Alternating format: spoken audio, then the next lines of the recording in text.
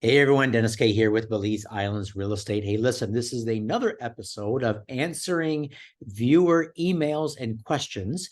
And this particular one I like because Joe gave me all the really important information that I needed to know to see how best I could help him. So just kind of read through quickly here what he said in this email. So he said they're from Texas and they're looking for a beachfront property in Belize. That could be land, a house, a condo. Ambergris Caye, Key Caulker is at the top of their list. They gave me their budget, about $500,000. So that's a really, really nice budget. I'm going to show them what they can get for that. And then they told me how they plan to use it.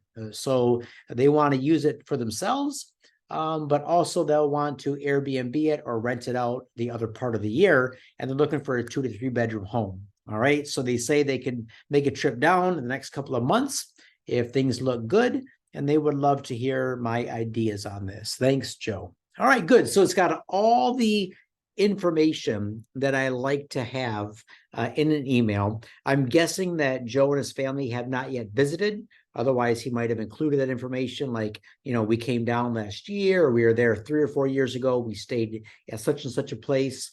He seems to have an open mind about which part of Belize, as far as what part of Ambergris Caye may work for them. And so what he's looking for right now is just some ideas to get him started. And he can do that by going on, any number of YouTube channels or websites and just kind of scrolling through different, different listings. But in answer to his questions, I want to point out some key differences regarding land, condos, and homes, and sort of help paint a picture of where he might start with his process. All right, so let's get going. I'll share my screen. First off, I'm going to show you a few websites. So as I pull up these websites, where is it here? There we go.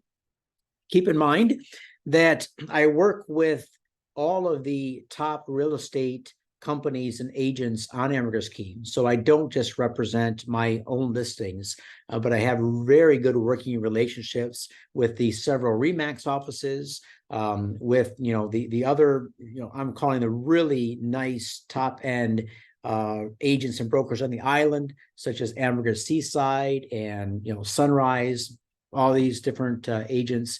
And so what I wanted to do in this first part of answering Joe's question is take it to the RE/MAX Island real estate website, because with his budget of $500,000, he did mention the possibility of maybe wanting a home, a beachfront home for 500 grand.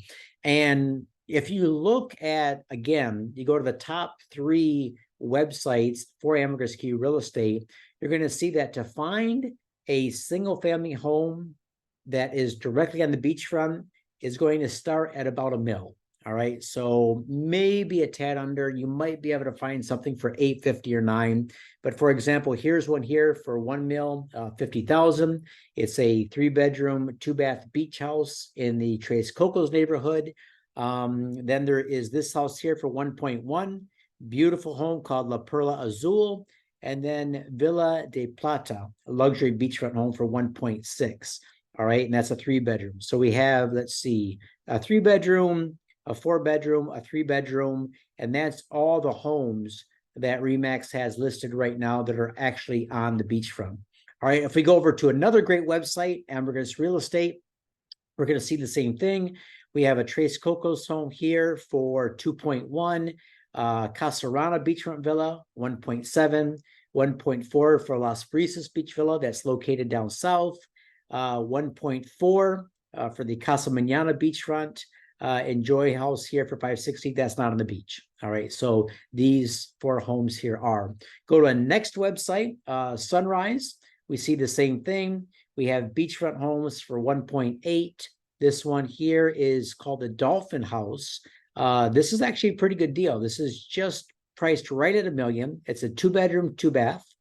All right. And then we have this one here, Casa Paloma, for 930. All right, so that's not bad. 930,000, 3 bedrooms, 3 bathrooms, right on the sea. Let's pull this one up so you can see this one. All right, yeah, beautiful home. Kind of scroll through the pictures a little bit.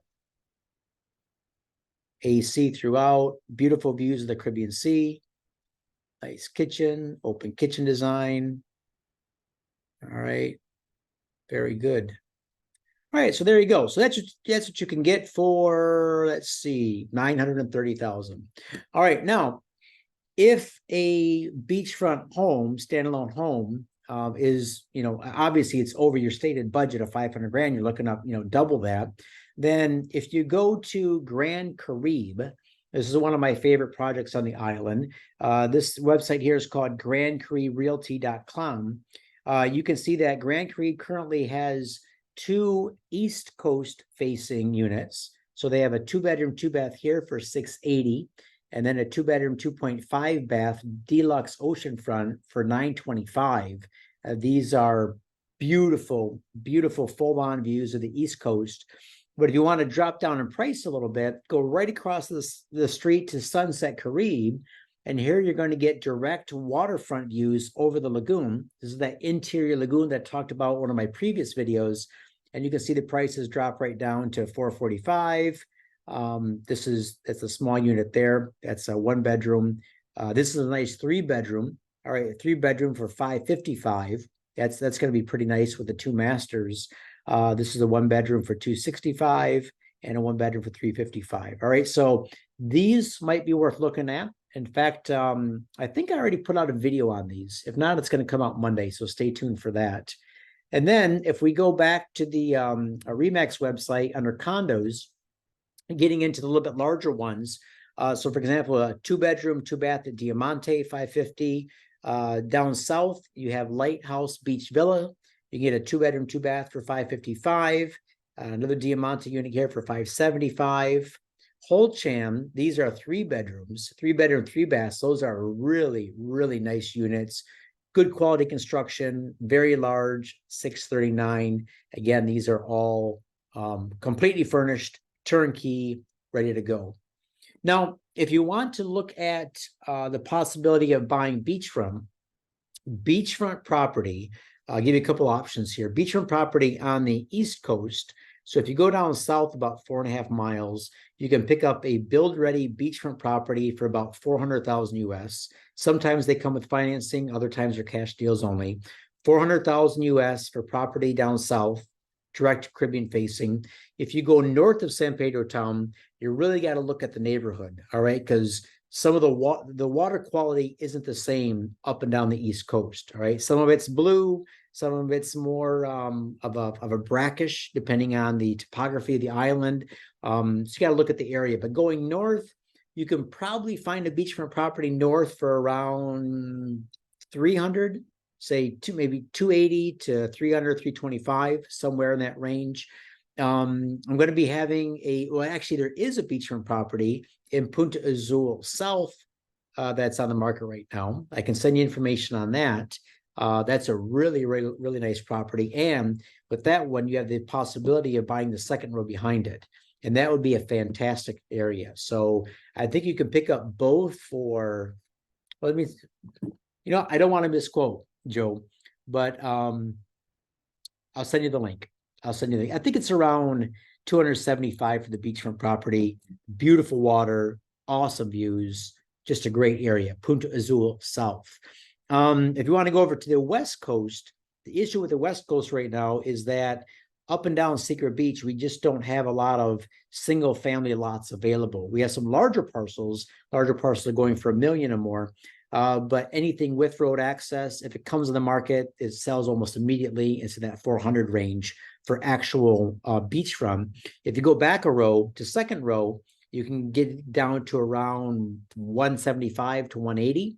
And I have a really nice third row right now for 125. Not beachfront, but nice views. 125 for the lot itself, and you can go ahead and build what you want.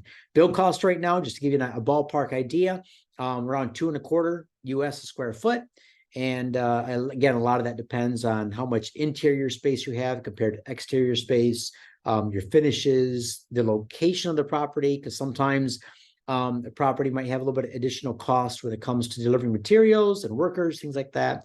But just go with 225 as a ballpark, and that'll get you right in the neighborhood if you want to consider, what it's going to cost to build on a piece of vacant land. All right, Jill. So hopefully this is helpful.